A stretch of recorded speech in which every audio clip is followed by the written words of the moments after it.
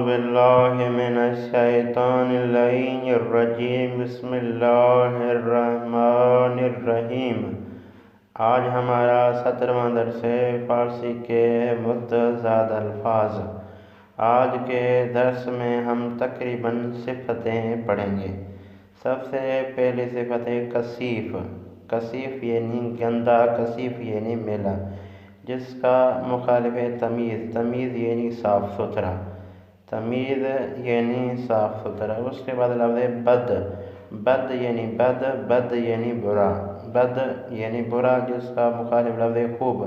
खूब यानी अच्छा, खूब यानी अच्छा।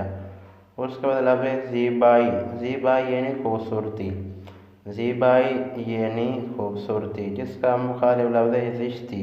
ज़िश्ती यानी बदी, ज़िश्ती यानी बदी, बुराई। उसके बाद लफ्ज़ है हमेशे।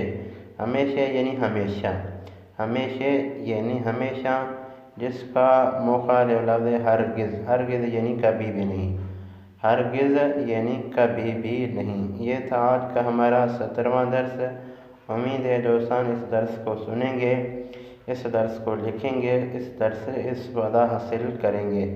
दोस्तों से आखिर में रिक्वेस्ट करता हूँ कि अगर मेरी वीडियो आपके काम की हो, मेरी वीडियो से आपने कुछ भी सीखा हो, तो मेरे चैनल को ज़रूर सब्सक्राइब कर दें।